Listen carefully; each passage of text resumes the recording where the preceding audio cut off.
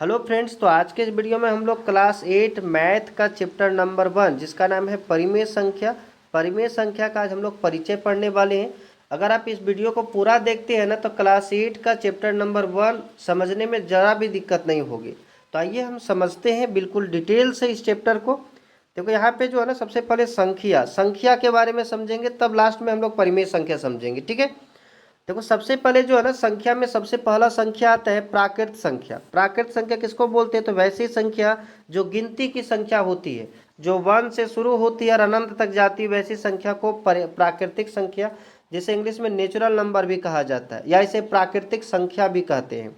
दूसरा आता है पूर्ण संख्या। जब ये प्राकृतिक संख्या में जीरो को शामिल कर देते हैं, जब ये प्राकृतिक संख्या में जीरो को शामिल कर देते हैं तो संख्या पूरा हो जाती है, जिसे पूर्ण संख्या कहा जाता है। पूर्ण संख्या को इंग्लिश में होल नंबर बोलते हैं। ठीक है। अगला है पूर्णांक संख्या। और अगर पूर्णांक संख्या अच्छा से समझ गए ना तो परिमेय संख्या समझ जाइएगा। तो देखिए पूर्णांक संख्या किसको बोलते हैं? वैसी संख्या जो माइनस और प्लस मतलब ऋणात्मक और धनात्मक होती है, उसे पूर्णांक संख्या कहा जाता है। लेकिन यहाँ पे जो है ना, जीरो को अगर देखा जाए ना तो पूछा जाए कि जीरो ऋणात्मक संख्या की धनात्मक संख्या है, तो जीरो को जो है ना ही धनात्मक माना जाता है और ना ही ऋणात्मक माना जाता है। ना ही धनात्मक माना जाता है और ना ही ऋणात्मक माना जाता है। उस प्रकार से जिस प्रकार से दो भाइयों के बीच जमीन जायदाद का जब बंटवारा होता है ना, तो दोनों कोई जो है ना संपत्ति का तो बंटवारा कर लेते हैं, लेकिन बूढ़ी माँ को कोई नहीं लेना चाहता है। उसी प्रकार से ये जीरो को ना माइनस में रखा गया है ना प्लस में रखा गया है। तो ये जीरो पूछा जाता है कि जीरो कैसी संख्या है, ऋणात्मक संख्या की धनात्मक संख्या? तो याद रखिएगा कि जीरो ना ही ऋणात्मक संख्या है और ना ही धनात्मक संख्या है। अगला हम लोग समझते हैं परिमेय संख्या। देखिए परिमेय संख्या किसको बोलते हैं? तो वैसी संख्या परिमेय संख्या कहलाती है जिसे हम P बट्टा क्यू के रूप में लिख सकते हैं। किस रूप में लिख सकते हैं? P बट्टा क्यू के रूप में लिख सकते हैं, जहाँ P और Q क्या है? पूर्णांक है। और Q बराबर क्या नहीं होना चाहिए? Q के बराबर जीरो नहीं होना चाहिए। तो यहाँ पे देखो, अभी हम लोग इससे पहले पूर्णांक संख्या के बारे में पढ़ चुके हैं। पूर्णांक संख्या में क्या आता है? माइनस वाला और प्लस वाला आता है। तो यहाँ पे जो है ना, देखें अगर, तो देखिए परिमेय संख्या में क्या क्या आ जाएगा? जैसे 3/4, ये परिमेय संख्या होगा कि नहीं होगा? क्योंकि 3 P भी पूर्णांक है और Q भी क्या है? पूर्णांक है। अगर बोले -3/5 तो ये भी परिमेय संख्या होगा, क्योंकि P भी पूर्णांक है, Q भी क्या है? पूर्णांक है। लेकिन ख्याल रखिएगा कि Q के पास जीरो नहीं होना चाहिए। Q के पास जीरो नहीं होना चाहिए, मतलब यहाँ पे जीरो नहीं होना चाहिए। अगर हम बोले 0/1 तो ये भी परिमेय संख्या है, क्योंकि ऊपर P है नीचे Q के पास 1 है तो चलेगा। लेकिन अगर बोले 1/0 तो ये नहीं चलेगा, क्योंकि यहाँ पे बोल दिया गया कि Q के पास क्या नहीं होना चाहिए? जीरो नहीं होना चाहिए। तो यहाँ पे अभी हम लोग देखें कि परिमेय संख्या जो है ना P/Q के रूप में लिख सकते हैं। जैसे बोले 1/2, ये परिमेय संख्या है तो है। अगर हम बोले 4, ये भी परिमेय संख्या है कि नहीं है? क्योंकि नीचे कुछ नहीं है तो क्या हो सकता है? 1 हो सकता है कि नहीं? तो ये परिमेय संख्या हो गया। अब हम लोग परिमेय संख्या का कुछ गुणधर्म है, उस गुणधर्म को देखते हैं। पहला गुणधर्म है संवृत गुण। संवृत गुण को इंग्लिश में बोलते हैं क्लोजर प्रॉपर्टी। देखो संवृत गुण क्या होता है? अगर दो परिमेय संख्या को हम जोड़ेंगे और परिमेय संख्या ही आएगा तो हम समझेंगे वो संवृत गुण है। जैसे यहाँ पे देखें, परिमेय संख्या को जोड़ रहे हैं हम परिमेय संख्या से और आ रहा है परिमेय संख्या, तो हम बोल सकते हैं कि संवृत गुण है। ठीक है। चेक करके देखते हैं कि जोड़ने के बाद आता है कि नहीं आता है। देखिए दो परिमेय संख्या हम ले लिए हैं और दोनों को जोड़े तो ये भी संख्या कैसा है? परिमेय संख्या। तो हम बोल दिए संवृत है। लेकिन ये संवृत गुण किसका था? प्लस का था, है कि नहीं? तो हम बोल सकते हैं परिमेय संख्या जोड़ के अंतर्गत संवृत है। अगर हम घटाव में देखें तो उसी तरह से हम परिमेय संख्या लिए हैं और परिमेय संख्या को घटाए हैं। अगर परिमेय संख्या आएगा तो संवृत होगा और नहीं आएगा तो संवृत नहीं होगा। देखिए यहाँ पे एग्जाम्पल लिए हम, 3/5 एक परिमेय संख्या है, 2/5 भी एक परिमेय संख्या, दोनों को हम घटा दिए तो आ गया 1/5, ये भी परिमेय संख्या है। तो अगर हम बोले ना कि व्यवकलन में परिमेय संख्या संवृत गुण है या नहीं है, तो हम क्या बोल सकते हैं? है। उसी तरह से गुणन में हम लोग देखते हैं, दो परिमेय संख्या को ले करके गुना करेंगे, ये दोनों को गुना किए तो 6×3 = 18, 5×4 = 20, 18/20, ये भी परिमेय संख्या है। तो हम बोल सकते हैं कि संवृत गुण है। डिवाइड में अगर चेक करें ना तो डिवाइड में भी है, लेकिन एक केस ऐसा है ना जिसमें ये परिमेय संख्या संवृत गुण काम नहीं करता है। जैसे इधर हम ले ले कुछ और इधर भागा दे दे जीरो से, तो जब जीरो से भागा दे देंगे तो क्या हो जाएगा इन्फिनाइट, क्योंकि 6 बट्टा देखिए यहाँ पे अगर हम इसको सॉल्व करें 6/4 और डिवाइड बाई जीरो, जीरो कुछ नहीं तो 1 है, ये पलट जाएगा तो 1 ऊपर चला जाएगा, जीरो यहाँ, दोनों को गुना करेंगे तो ऊपर 6 और नीचे जीरो हो जाएगा।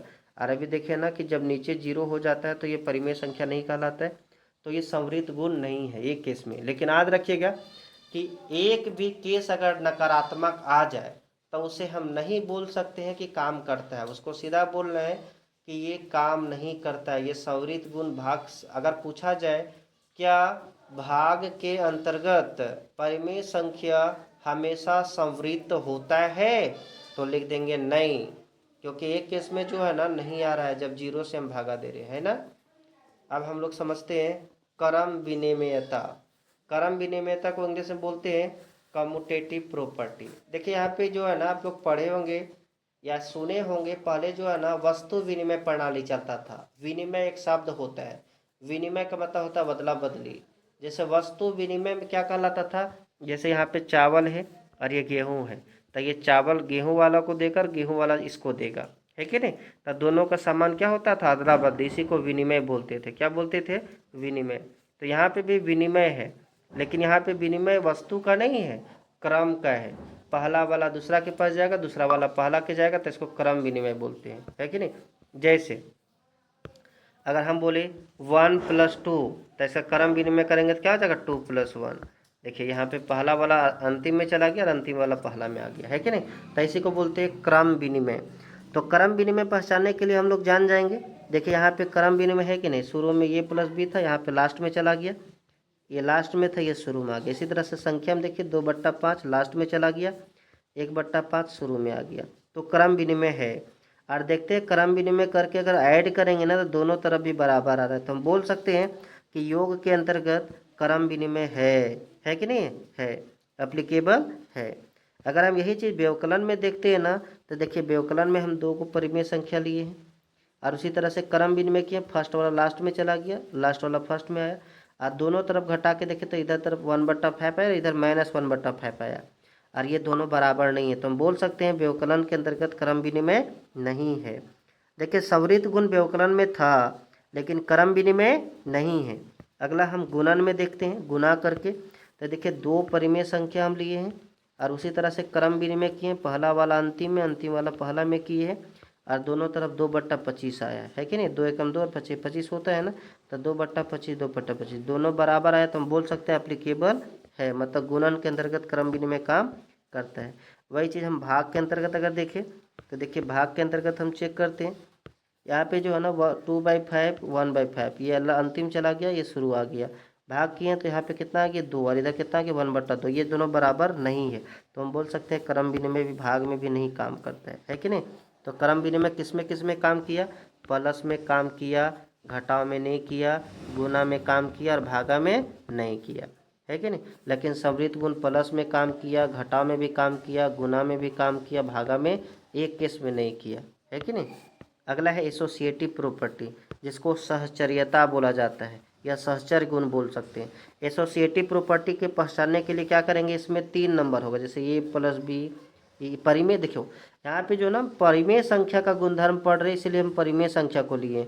अगर हम पूर्णांक संख्या को पढ़ते तो यहाँ पे इतना बट्टा में लेने का जरूरत नहीं था, आसान हो जाता, लेकिन हम लोग परिमेय संख्या का गुणधर्म पढ़ रहे हैं इसलिए परिमेय संख्या लिए, A/B, एक लिए C/D, एक लिए ये बट्टा। यहाँ पे देखो क्रम नहीं बदला है, जिस तरह पहला में था उसी तरह पहला में है, दूसरा वाला दूसरा में है, और थर्ड वाला जो है ना थर्ड वाला थर्ड में ही है कि नहीं। यहाँ पे कोई पोजीशन नहीं बदला है, लेकिन हाँ यहाँ पे एक चीज़ क्या करना है, ब्रैकेट देखो, यहाँ पे क्या था कि शुरुआत में ब्रैकेट था, यहाँ पे अंतिम में ब्रैकेट हो गया, ये बात देख करके हम पहचान सकते, या तो हो सकता था यहाँ पे अंतिम हो जाता तो यहाँ पे शुरुआत हो जाता, ये चीज़ हम लोग को ख्याल रखना है। सहचर गुण में क्रम नहीं बदलता है, बस केवल ब्रैकेट जो है ना शुरू और लास्ट होता है, और ये देखना है जोड़ करके कि काम करता है नहीं करता है। देखो यहाँ प्लस वाला हम सबसे पहले चेक करते हैं, यहाँ पे देखो सबसे पहले 1/2 2/5, यहाँ तो यहाँ भी 1/5 है, यहाँ भी 2/5 है, यहाँ भी 3/5 है, हम क्रम को नहीं बदले, लेकिन देखो यहाँ शुरू में दोनों को जोड़ा, ये लास्ट वाला दोनों को जोड़ रहे हैं। तो सबसे पहले हम लोग जानते हैं बोडमास पढ़े हैं, सबसे पहले ब्रैकेट के अंदर को सॉल्व करते हैं, ये दोनों को सॉल्व करेंगे कितना आ गया 3/5, क्योंकि 5 5 का एलसीएम 5 हो गया, 2 रे कितना हो गया 3 हो गया। अब फिर इसको साथ में जोड़ेंगे तो कितना आ गया 6/5। उसी तरह से इसको सॉल्व करेंगे ना तो कितना आ रहा है 6/5। ये दोनों बराबर है तो हम बोल सकते हैं कि सहचर गुण जो है ना योग में काम करता है। उसी तरह से व्यवकलन में चेक करेंगे, वही एग्जाम्पल को जो है ना घटाव में हम रख के देखें तो इधर आया -4/5, इधर 1 आया, और ये दोनों बराबर नहीं है तो हम बोल सकते हैं सहचर्य गुण घटाव में काम नहीं करता है। गुना में भी उसी तरह से चेक किए तो देखो गुना में जो है ना दोनों तरफ बराबर आएगा, दोनों तरफ 6/125 6/125 तो काम किया, लेकिन डिवाइड में उसी तरह से काम नहीं करेगा। एक तरफ 5/6 आए, एक तरफ 3/10 आए, दोनों बराबर नहीं है, इसलिए हम बोल सकते हैं भाग में नहीं काम करता है। इसमें देखिए याद रखना है एक कॉलम को, है कि नहीं। संवृत गुण किस में काम करता है तो प्लस में काम करता है, माइनस में, इनटू में, डिवाइड में काम करता है, बस एक केस में नहीं करता है। क्रम विनिमय में प्लस में काम करता है, घटाव में नहीं, गुना में काम करता है, भागा में नहीं। प्लस में काम करता है, घटाव में नहीं, गुना में काम करता है, भागा में नहीं, है कि नहीं। ये दोनों तो सेम हो गया, इसमें तीनों में काम करता है, चारों में लगभग मान सकते हैं, केवल एक भागा में एक केस में काम नहीं करता है। अब हम लोग समझते हैं वितरकता या बंटन गुण या वितरण गुण भी बोल सकते हैं। देखो वितरण गुण क्या होता है ये समझो पहले। हम लोग जो है ना एक बात सुने होंगे, जैसे मान के चलिए कोई पूजा हो रहा है या कोई त्यौहार है या मैं कोई तरह से कार्यक्रम कोई है जिसमें कोई चीज़ को बंटना है, तो नहीं बोला जाता कि प्रसाद 10 बजे वितरण होगी। इसका मतलब क्या हुआ कि 10 बजे जो है ना ये प्रसाद को बांटा जाएगा, है कि नहीं। तो यहाँ पे सबसे पहले जो हम लोग पहचाने कैसे कि प्रसाद बटेगा कि नहीं बटेगा। यहाँ पे तो जैसे मान के चलिए कहीं पे बट रहा है तो वहाँ पे अगर देखे रखा हुआ प्रसाद, बूंदिया देखे, जो भी प्रसाद बटना है अगर वो देखे तो हम देख कर कहीं समझ सकते हैं कि प्रसाद बटेगा। या तो मान के चलो वहाँ पे बैठे हुए इंसान के सबके हाथ में प्लेट है और प्लेट में कुछ मिठाइयाँ बटी हुई है, तो हम ये भी देख करके बता सकते हैं कि मिठाइयाँ बट चुकी है कि नहीं। लेकिन यहाँ पे तो डिजिट है, इसको हम कैसे जानें कि प्रसाद बटा कि नहीं बटा। हाँ, हम वहाँ से रिलेट कर सकते हैं। जैसे मान के चलो यहाँ पे प्रोग्राम हो रहा है, यहाँ पे सब लाइन से इस तरह बैठे हुए हैं और यहाँ पे मान के चलो एक बर्तन है उसमें जलेबी रखा हुआ है, तो हम बोल सकते हैं ना कि जलेबी लास्ट में क्या होगा सबके पास वितरण होगा, है कि नहीं। तब बोलो ये जलेबी जब बटेगा तो सबके पास जाएगा कि एक के पास जाएगा, सभी के पास जाएगा, क्योंकि वितरण हो रहा तो सबके पास जाएगा। तो उसी तरह से देखिए यहाँ पे ये जो है ना ये बट्टा बी, ये मान के चलो यहाँ पे रखा हुआ है क्या प्रसाद, और ये दोनों क्या लाइन में खड़े हैं, लाइन में खड़े हैं। अब ये जब बटेगा ना तो दोनों के पास जाएगा कि एक ही के पास जाएगा, दोनों के पास जाएगा, है कि नहीं। तो हम समझते हैं कि दोनों के पास कैसे जा रहा है, ठीक है। देखिए यहाँ पे ये चला गया पहले इसके पास, तो देखिए ये चला गया C+D के पास, फिर ये प्लस का चिन्ह था तो प्लस का चिन्ह आ गया, है कि नहीं। फिर ये जाएगा किसके पास इसके पास, तो ये गया इसके पास। तो यहाँ पे जो है ना इसी को बोलते हैं वितरण गुण। क्या बोलते हैं वितरण गुण। तो जब रसगुल्ला अगर मान के चलो ये इसके एग्जाम्पल में अगर हम देखें तो देखिए यहाँ पे एग्जाम्पल दिया गया होगा, हम समझाते हैं एग्जाम्पल लेकर के। जैसे ये 5 है, ठीक है, और यहाँ पे है x+5, तब बोलो ये हो गया प्रसाद, ये दोनों जगह जाएगा तो क्या हो जाएगा 5x + 5 25 होगा कि नहीं होगा, हो जाएगा। और वही चीज़ को अगर हम मान के चलो हम ऐसे कर दे 7 × 4 + 9 × 4, अगर हम बोले कि बताइए यहाँ प्रसाद बांटना है कि बट गया है, तब बोल सकते कि बट गया, क्योंकि देखो दोनों पास एक नंबर है, वो क्या है 4, तो ये 4 को हम प्रसाद मान सकते हैं। और ये दोनों जगह गया कि नहीं गया है, दोनों जगह गया है, तो हम बोल सकते हैं ना कि प्रसाद यहाँ पे बट चुका है कि नहीं। अगला जो है ना इसी का हम समझते हैं वितरण गुण किसका किसका होता है। तो वितरण गुण समझिएगा जोड़ और घटाव में केवल होता है। देखिए यहाँ पे प्लस का चिन्ह है ना, तो इसको बोल सकते हैं वितरण गुण ये जोड़ का है। उसी तरह से बांट दी है, एग्जाम्पल भी उसी तरह से दी है। और यहाँ पे एक है वितरण गुण घटाव का, अगर बीच में माइनस का चिन्ह है ना तो ये वितरण गुण किसका हो गया घटाव का, ठीक। अब यहाँ पे एक बात और समझना है, योज तत्समक। योज तत्समक, योज मतलब क्या होता है जोड़ना, और तत्समक मतलब क्या होता है सेम रहना। मतलब कोई ऐसा अंक है जिसको जोड़ने के बाद सेम रहेगा, मतलब जो है वही रहेगा। हाँ तो है, क्या है 0। 0 को योज तत्समक बोला जाता है, क्योंकि 0 किसी में भी जोड़ेगा ना तो वही रहेगा। ये + 0 क्या हो जाएगा, ये ही रहेगा। और 5 + 0 क्या रहेगा 5 ही रहेगा। तो जीरो को योज तत्समक कहा जाता है। क्या कहा जाता है? योज तत्समक। अगर पूछा जाए परिमेय संख्या के लिए योज तत्समक क्या है, तो याद रखिएगा जीरो। ठीक, उसी तरह से गुणात्मक तत्समक है। गुणात्मक मतलब क्या होता है? गुना करना। और तत्समक मतलब क्या होता है? वही रहना। तो क्या गुना करेगा कि वही रहेगा? तो वन, कोई भी नंबर को अगर वन से भी गुना करते हैं तो वही रहता है। देखो, अगर गुना करने के लिए बोले तो वन याद रखेंगे, जोड़ना है तो जीरो आ जाएगा, क्योंकि अगर वन जोड़ते हैं ना तो वही नहीं रहेगा, बदल जाएगा। तो इसको वन को योज तत्समक नहीं बोला जाता, गुणात्मक तत्समक, क्योंकि वन से गुना करने के बाद वही रहता है। अब यहाँ पे जो है ना, ये अगला है योज प्रतिलोम। योज प्रतिलोम याद रखना, योज प्रतिलोम क्या होता है? तो योज तत्समक जो है ना क्या है? जीरो। तो योज प्रतिलोम में क्या है? जीरो लाना रहेगा। योज तत्समक जीरो है और योज प्रतिलोम मतलब क्या होता है? जीरो को लाना रहता है, जीरो को लाना रहता है। तो देखिए, जैसे मान के चलिए 7 का पूछेगा योज प्रतिलोम, तो इसमें जीरो लाना है, तो -7 है तो +7 करेंगे तो जीरो नहीं हो जाएगा, दोनों सॉल्व होकर हो जाएगा। तो ख्याल रखिएगा कि जब भी योज प्रतिलोम पूछे या योज व्युत्क्रम पूछे तो यहाँ पे क्या करना है? जो साइन रहेगा उसका साइन केवल चेंज कर देना है। अगर -7/2 का योज प्रतिलोम पूछे तो 7/2 हो जाएगा, है कि नहीं? लेकिन अगर पूछ दे -9/2 का योज प्रतिलोम, तो केवल साइन चेंज कर देना है, हो जाएगा 9/2। ख्याल रखिएगा। अगला है गुणात्मक प्रतिलोम। देखिए, योज प्रतिलोम में जीरो लाना रहता है, गुणात्मक प्रतिलोम में 1 लाना रहता है। अगर गुणात्मक तत्समक बोलते तब तो 1 होता, लेकिन गुणात्मक प्रतिलोम में क्या होता है? 1 लाना पड़ता है। तो देखिए, जैसे 7/3 का योज प्रतिलोम पूछेगा तो 1 लाने के लिए इसको उल्टा गुना करेंगे तब ना ये दोनों कट के 1 हो जाएगा। तो याद रखिएगा कि गुणात्मक प्रतिलोम में पलट देना पड़ता है। अगर ये बट्टा बी का पूछेगा तो क्या लिख देंगे? b/ये।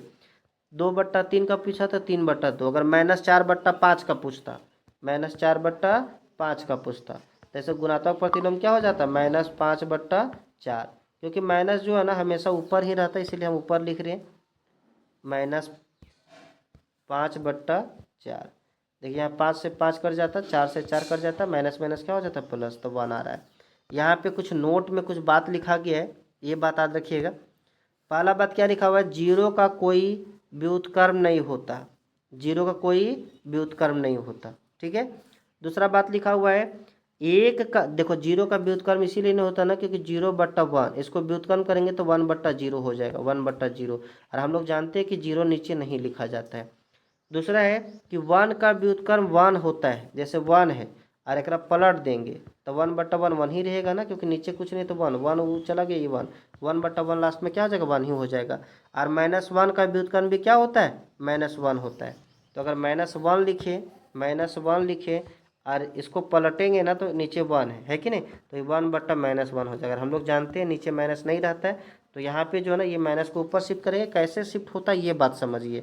देखिए, जैसे मान के चलिए यहाँ पे माइनस है तो हम माइनस से दोनों जगह गुना कर देंगे, तो ये माइनस माइनस क्या हो जाएगा? प्लस हो जाएगा, है कि नहीं? और ऊपर में माइनस हो जाएगा। तो देखिए, ऊपर माइनस चला गया कि नहीं चला गया? तो इस तरह से माइनस ऊपर रखा जाता है। तो ये जो था ना क्लास 8 चैप्टर 1 का इंट्रोडक्शन था। अगला वीडियो में जो है ना इसका चैप्टर को हम लोग सॉल्व करेंगे। अगर ये वीडियो आप अच्छा से देख लिए ना तो इसका चैप्टर अपने से बन जाएगा। अगर आप इसको देख लेते हैं पूरा तो चैप्टर को जरूर बना के देखिएगा। अगर आपको वीडियो अच्छा लगा होगा तो कमेंट करके बताइएगा, सब्सक्राइब भी कर लीजिएगा, ताकि जैसे ही हम इसका वीडियो अपलोड करें सबसे पहले नोटिफिकेशन आप लोगों के पास पहुंचे। तो आज के लिए इतना ही, तब तक के लिए बाय बाय।